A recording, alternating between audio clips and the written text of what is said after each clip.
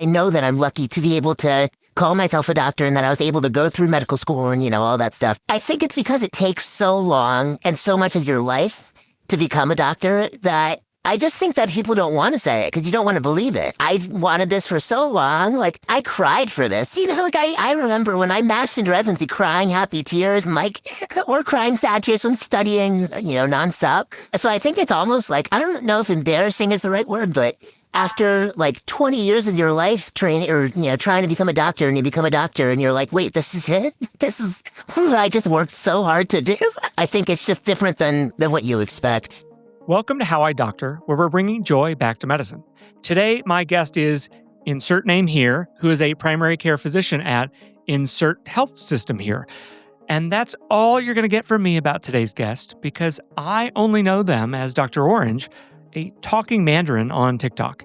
And while I'm hearing her real voice, yes, we've changed hers for anonymity purposes. Dr. Orange's account has 27,000 followers already, and I think it's because she speaks so openly and honestly about what it's like to be a human doctor practicing medicine in 2026. And she wants to remain behind the mask. And I'll point out that Dr. Orange is saying the things that doctors say to each other all the time in workrooms, in group text message threads that will never see the light of day. Dr. Orange is a primary care physician who is a year out of residency. And I think people could see her as an entitled young person who isn't cut out for medicine, but I'd like you to consider an alternative perspective. She's just saying the things we're all thinking, and that perhaps we put a mask on students and trainees, and once you become an attending, we take the mask off. I'll be right back with Dr. Orange after a word from our sponsors. Before we jump into the episode, I want to thank our sponsor, Evidently. Evidently is the clinical data intelligence platform built to help physicians harness the ocean of patient data they're drowning in every day. From chart summarization to AI-assisted note drafting and denial appeal support, Evidently makes sure the right data shows up at the right time. Physicians using Evidently report spending less time hunting through charts and more time focusing on patient care. That's why they've become a trusted partner to health systems looking to improve documentation, quality, and revenue sustainability. The company is led by providers and AI researchers that are dedicated to reducing documentation burden and helping clinicians practice at the top of their license. If you want to see what Evidently can do for your hospital or your practice, reach out today at www.evidently.com. Now, let's get into today's episode. Dr. Orange, welcome to How I Doctor. Let me just ask you, are you millennial? Are you Gen Z? What do you consider yourself? I'm millennial. Yeah, because I think a lot of people, there's a congressman I argue with who's a practicing physician. Hi, Dr. Greg Murphy. He would argue that med schools are selecting the wrong people to go into medicine. I don't think that's true, but I'm curious, have you heard that argument from people of your generation, of your age? Maybe not in those words, but I think a little bit in that people that have parents that are doctors or have more access, resources to become a doctor, are definitely getting ahead and going to med school more than people that maybe don't have those resources or don't have that guidance from their parents. But I haven't heard that too much otherwise. Yeah, I think there's a sense that, the kids these days, they have it so easy. It was way harder when I was in training, back in my day, there were no work hour restrictions. But I think that's just a generational thing that all humans do to the younger generation. It's not easy doing residency today at all. Oh, yeah. I mean, residency, and this is kind of what I was told. Of course, I always heard you don't have it like I did. I was doing 48-hour, Yeah. But I was always told, and I kind of understand, residency is not supposed to be easy. And I believe that. I don't think it should be easy. You're learning to become a doctor, and you are a doctor, training. Do I think that the circumstances have gotten better? Yes. I didn't even interview at places that did 24-hour shifts because I was wow. I refused to do that. And I think that's a healthy boundary to have. I think if you ask an average person, should I be working 24 hours, making life and death decisions? No, probably, So I think that the in some ways that it isn't how it used to be is a good thing. But I see where they're coming from, I guess. I mean, the younger generations are definitely complaining a lot more, but I think a lot of it's warranted. They just start creating their boundaries and trying to make a healthy work-life balance for themselves. And it's definitely very difficult to do in medicine. Yeah. in general. You've said on TikTok that you hate your job, you're in your 30s, and you don't know what to do. I think every doctor has felt some of that. Why do you think it is that, like, doctors can't say that aloud and that you can? No, I think that a little bit of it is because, like, I am lucky and privileged that I was able to become a doctor. Like, I don't want people to think that I don't feel that way. Like, I know that I'm lucky to be able to Yeah, call right. myself a doctor and that I was able to go through medical school and, all that stuff. I think it's because it takes so long and so much of your life to become a doctor that I just think that people don't want to say it because you don't want to believe it. Like, Oh, it's like some cognitive dissonance. yeah, like I cried for Yeah. this. Like I remember when I matched into residency crying happy tears and or crying sad tears from studying, nonstop. So I think it's almost like, I don't know if embarrassing is the right word, but after like 20 years of your life training or, trying to become a doctor and you become a doctor and you're like, wait, this is it? This is what I just worked so hard to do. I made it. Yeah. Yeah. I think it's just different than what you expect. For me, I remember jumping through so many hoops because you literally start jumping through hoops in college. And then you get to the end of the rainbow and you're like, oh, this is it. So I get portal messages all day. And this is like the next. And then you think about like, oh, okay, I'm done with my boards or whatever. What's next? What's the next hoop? And you're like, oh, yeah, maybe in 10 years you have to recertify or something. But it's like, oh, so I just do this same thing for the next 30 years? Like Oh, yeah. that's what I'm promised. That's what I should be excited by. Yeah, exactly. And that's actually funny. I just made a TikTok about how it feels like I'm working in customer service. I had never signed up for customer service, but somehow it's because, healthcare is being, in a lot of these hospital systems, is being run like a business. And people think they have access to their doctor 24/7 and just like. That's a great framing. I think I feel that way sometimes in the ER as well. Let me just ask you then, if you didn't sign up for customer service, what did you sign up for? Well, first of all, when I was a kid, I remember watching House and being like, that is so cool that they can hear symptoms, make a list of what they think it might be, and then go through it and like figure it out, and that alone I always thought was interesting. So I thought that being a doctor was that, helping people and learning science and figuring out what's wrong and helping them get better and people feeling appreciative of you. you go home feeling fulfilled and like stretching your arms like, oh, what a day. I was reflecting with a friend recently, another ER doctor. I love making a crazy diagnosis. I know I love like, oh my God, I can't believe I found that. And I felt that those highs were less frequent in the past, I don't know, 5 years, whatever, since COVID. Those highs were less frequent and the high lasted a shorter period of time. And I do still have patients, like every so often, that tell me how appreciative they are and how grateful they are and everything. At least for me, it's so hard to remember the happy people. Like, you remember the people that were angry or upset with you, or the misses, or like anything that is negative associated with the job. Like, I go home thinking about that in the car, not the people that were like so grateful and appreciative and like the good things that happened. Yeah. Which I'm trying to adjust my brain. It's hard. That's the human condition. I can see 20 patients in a day and 19 went perfectly solid. I didn't have like a crazy interesting case or something like that, but I like provided really good, I'm confident that I provided really good care to them. And one person yelled at me or something was not perfect and I beat myself up on it. I don't sleep well after that. I'm thinking about it the next day. It's hard because that the human brain works that way.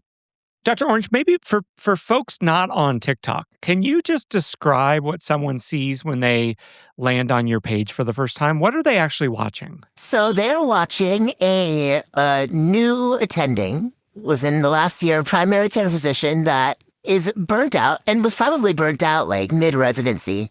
That is just venting, and I feel like some of it is venting, some of it is just kind of talking through my feelings, but mostly just venting about things that are wrong in medicine or in healthcare, working in healthcare, that I think a lot of other healthcare workers relate to, which is why this has become what it has. Yeah. And what do they see and hear as opposed to maybe other TikTok pages? So yes. So I speak as a talking orange. You can see, I can see your eyes and I can see your lips. Yes. Like your real, and you can kind of see like your real eyes. Yes. Yeah. And you hear not my voice. My voice is altered. But I still think you do get the expression and the tone through the videos. The tone definitely comes through. Yes. What is your reason specifically that you decided to make an anonymous account as opposed to a, whatever doctor real name account with your real face on there? When I started it, when I first recorded my first video, it was my first day off after like a long week. And it was just one of those weeks where like every day just is so draining. And I don't think I was like, I haven't been rejuvenated. I was just exhausted. I was thinking about like these people people on TikTok that are making careers out of this. And not that I want to make, a career out of this, but I was just like, you really can just post whatever you want on TikTok. It's the algorithm will find a way. Yeah. Yeah, and I remember thinking like, okay, well, what can I offer? What can I offer to the internet? And I was just thinking like, I am just so beat up by my job, and I just need to get it out. Like, I need to get it off my chest. And you're right. What you said earlier, like this stuff gets said to other healthcare workers all the time. Yeah. Yeah. But it's really not said on the internet. And I think it's because what we were saying, like, I think people are just kind of afraid to admit it after so long. So I was just like, you know what? I obviously can't do this showing my face.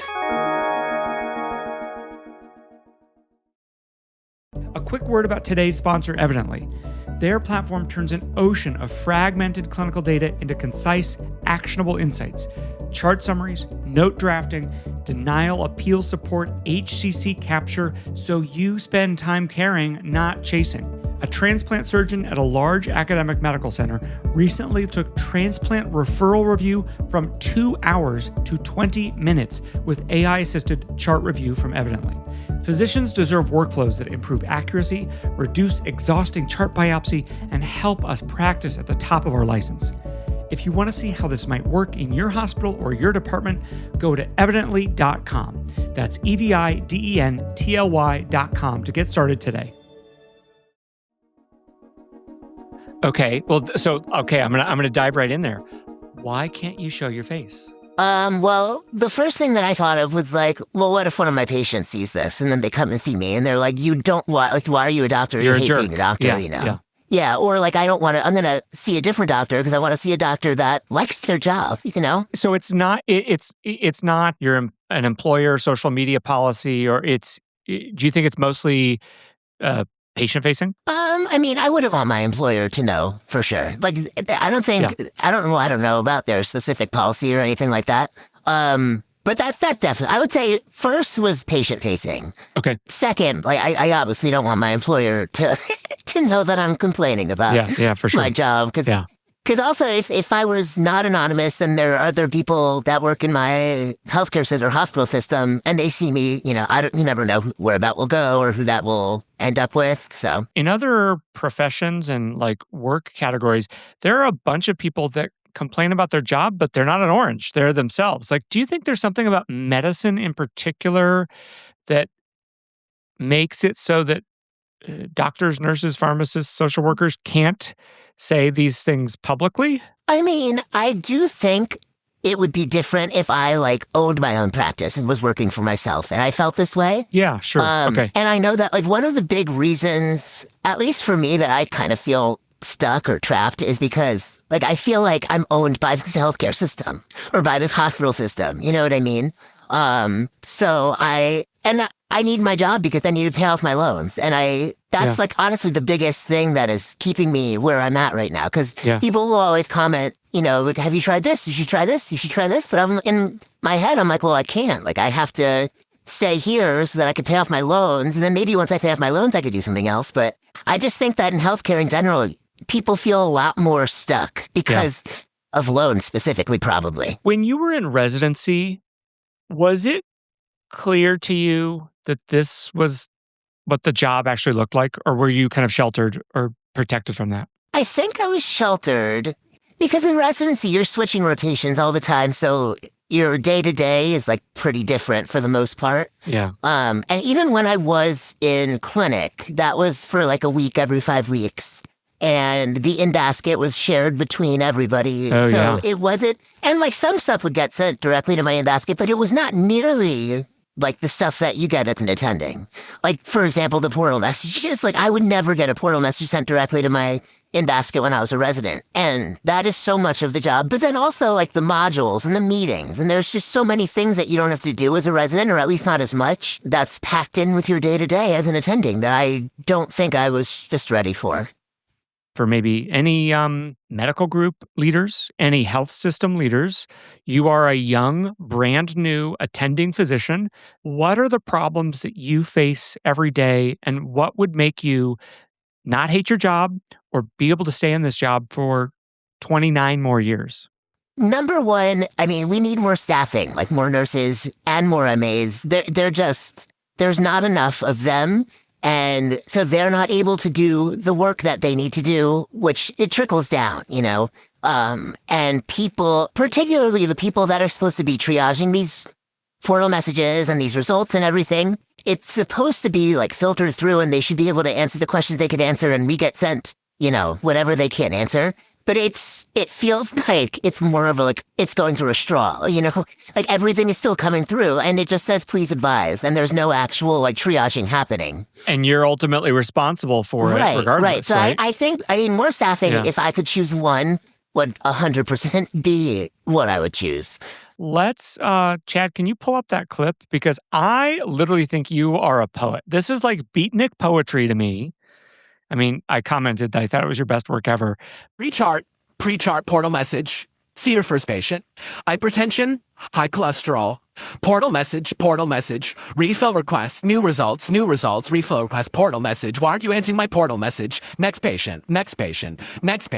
Quality metrics, peer-to-peer due in 20 minutes. Prior auth denied. Peer-to-peer due, do another peer-to-peer. Water, I haven't had any water today. I'm so thirsty, I need water. Next patient. High cholesterol, hypertension, FMLA. Ozempic, I need Ozempic. What am I eating for dinner? I still haven't had water. Pizza parties, show your appreciation. RVUs, you're not meeting your RVU goals. See more patients. Portal message. Why aren't you answering my portal message? Refill requests, I need my Xanax tomorrow. Student loans. PTO denied. CME, make sure you have enough CME. What am I eating for dinner? I'm so tired, I have a headache, I still haven't had water. And then once I'm on my drive home, I usually don't have any energy left, and there's nothing going on in my brain. Dr. Orange, that is beatnik poetry. That is like, woman, whoa, man. I mean, that is so fundamental about, I think, the experience of a physician today. What made you post that? I was trying to figure out how to get across, like, all of the different things that we have to deal with in a day. Yes. It is just, it's like task, requirement, annoying thing I have to do, 7 things I need to do.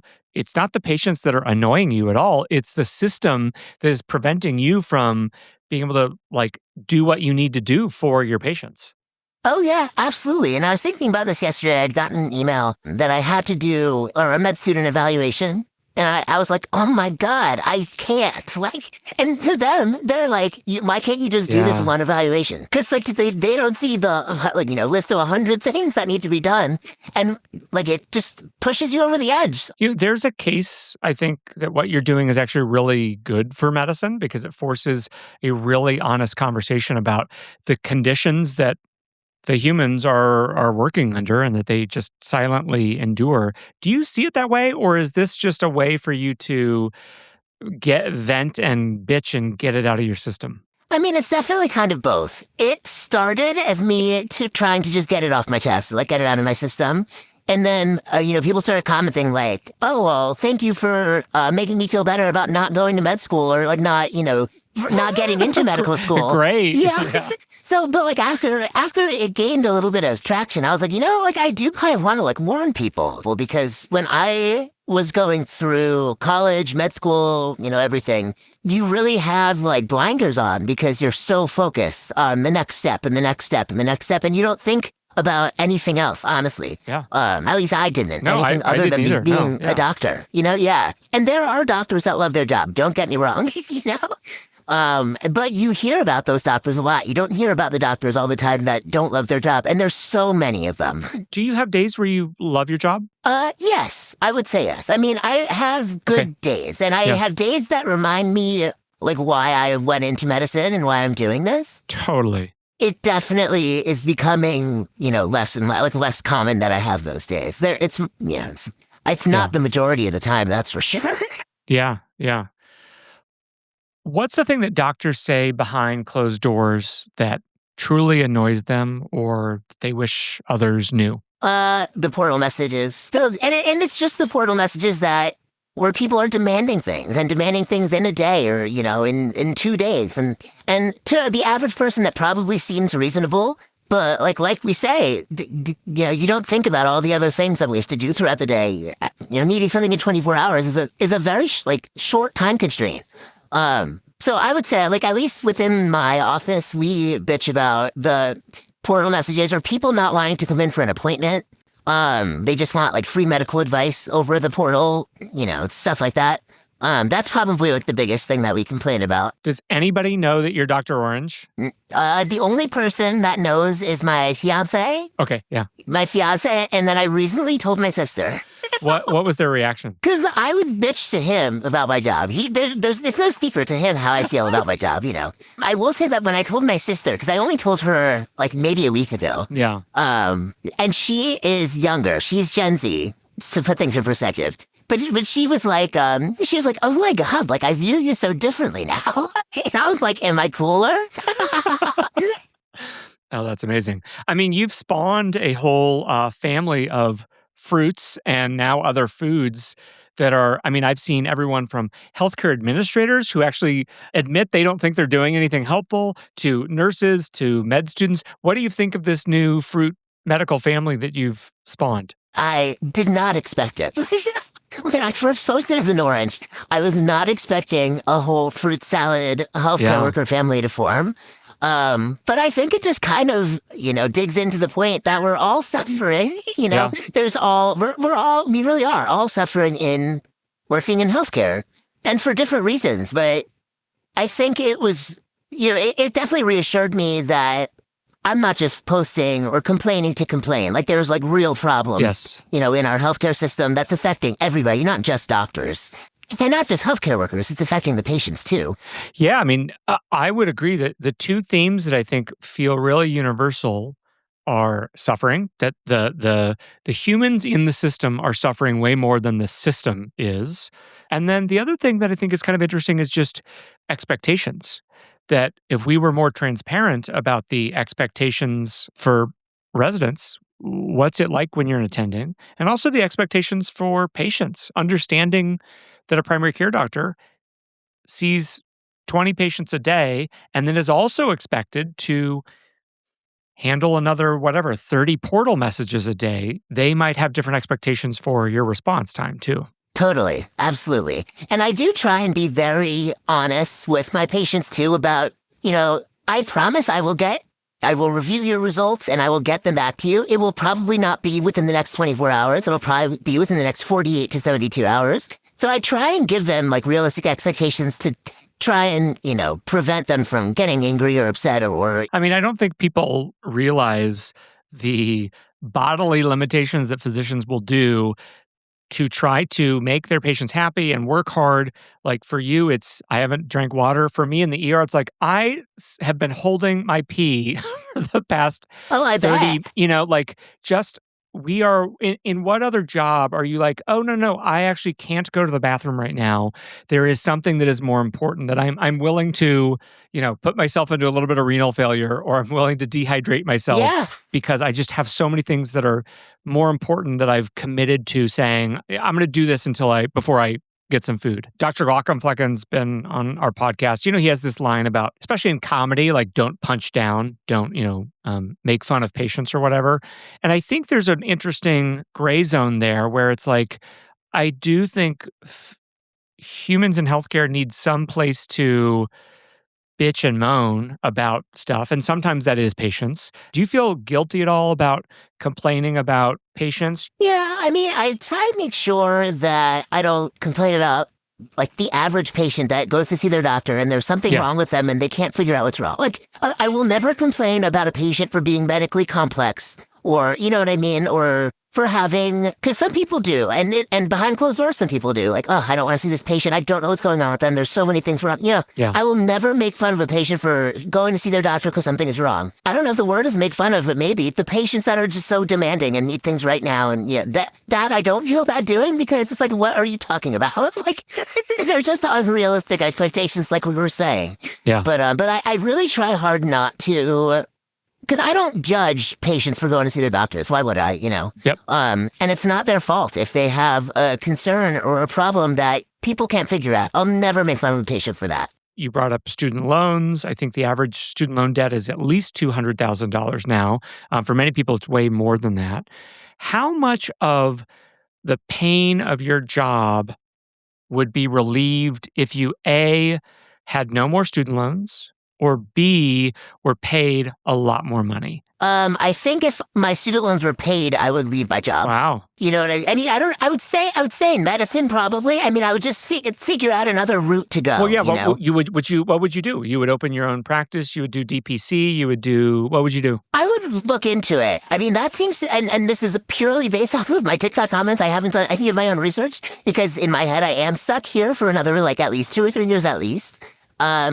But I would look into those other options because people do seem like they're happy, or at least what they're saying. Can I ask, do you have an arrangement where your system helps pay off your loans faster, or you feel stuck just because it's like a guaranteed job and you need to get guaranteed money to pay them off? So I'm doing PSLF. Okay. So I need to work for a nonprofit. Yep. And then just with the contract that I signed, I would owe them money if I left in 2 years or before 2 years. Wow. Okay. Yeah, so I am financially stuck. But I do say to my coworkers all the time, like, if we made double our salary, which is still less than, if you doubled my salary, it would be less than what some, specialists make. But if I made double my salary, I don't think I would complain so much because, like, I'm working hard and I'm working hard for good money. At least for me, like, you go through medical school and residency and you don't have any savings. At least I didn't have any savings because you don't make any money. So now I'm making money and I'm trying to catch up on savings, but I still feel like I'm living paycheck to paycheck somehow, which I never thought I would have to experience like I thought once I became an attending, I'd be set financially and not have to worry about anything. And that was, one of the big expectations that I had, that I think a lot of people had. You're like, well, just wait, everything will get better once I'm an attending. And don't get me wrong, I'm getting paid way more than I was when I was a resident, but it's nowhere near the, like, safety net that you think of, when you think of being a doctor. I remember having friends in college who went off and started their careers in their 20s, at like 21, 22. And I remember it being in med school and, maybe we were all 25 and, I was just racking up debt and studying all the time. And I remember they bought a brand new RAV4 and I was like, oh my God, I'll never be able to do that. Is the concept of buying a brand new car is like a decade at least away from me.